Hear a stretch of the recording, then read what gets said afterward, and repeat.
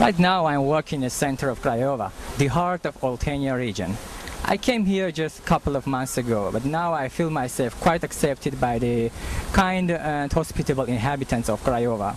Though temporary, just for some months I'm here, but I feel myself like part of this community. But all the people around me that are working now here, they are not the only inhabitants of Craiova. So there are also other inhabitants besides us humans. And these inhabitants are dogs of Craiova. And they are the essential part of this city. They possess the same space and the same territory like we humans and with humans.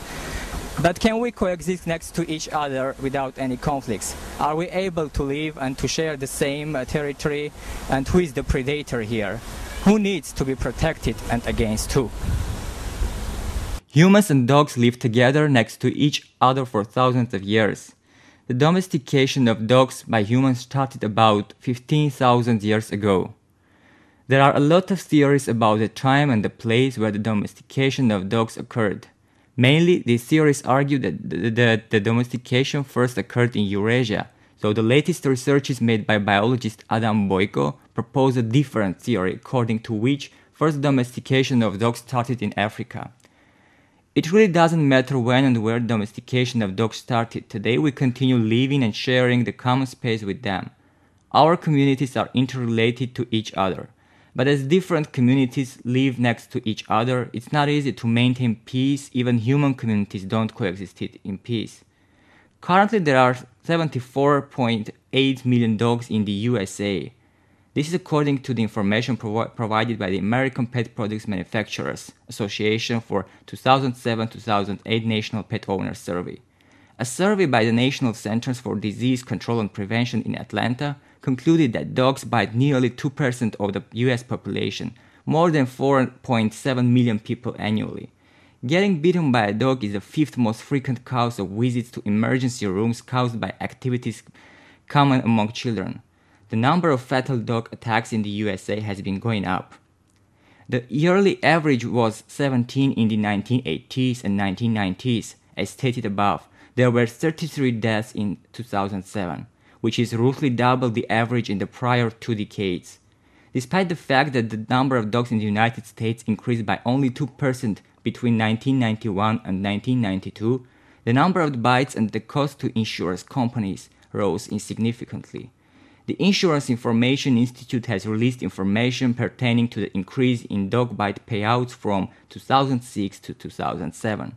Their web page entitled Dog Bite Liability states, in 2007, dog bites cost insurers $356 million, up 1.4% from the previous year.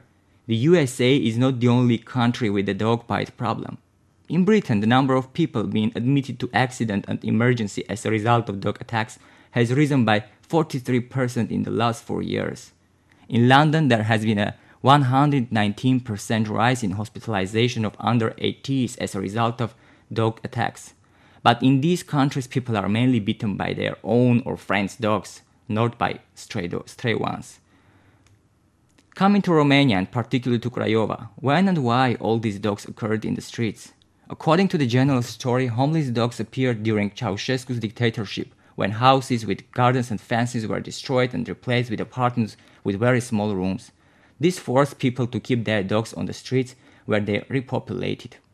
According to Animal People newsletter, November 2001, Romania's capital city, Bucharest, has one of the highest stray dog population in the world. There are homeless dogs everywhere, on every block, often going through huge piles of trash. Ceausescu moved peasants off farms into factory towns with block housing, and the peasants just put their dogs out of their streets. The average Romanian stray dog is a 30-pound mid-sized dog with a sphered lab look. There are also some wire-haired terrier types and poodle mixes. In Romania, there aren't a lot of certain breeds like pit bulls. Today, stray dogs in Craiova are perceived as a serious problem both by the citizens and the city hall, but the point of view on this issue are different. The vice president of Innocent Souls, one of the animal rights protection associations of Craiova, Mr. Tuțu Barbulescu says, "There are no stray dogs in Craiova, these dogs belong to the community."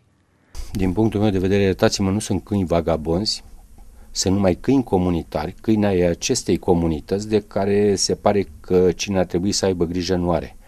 We conducted a survey among 100 inhabitants of Craiova of different ages, sexes, professions, social status. 70% of respondents don't welcome the existence of stray dogs in Craiova. Sunt foarte mulți câini care nu vor pe stradă și mușcă lumea.